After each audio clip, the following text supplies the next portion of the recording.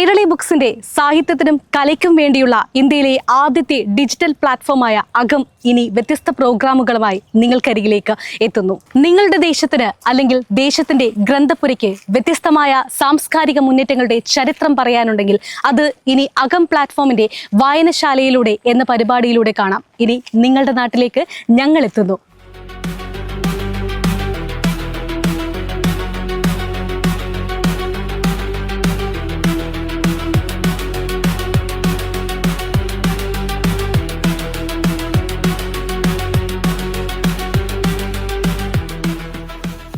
അകം വായനശാലകളിലൂടെ ഇനി നിങ്ങളുടെ ഗ്രാമങ്ങളിലേക്കും എത്തും.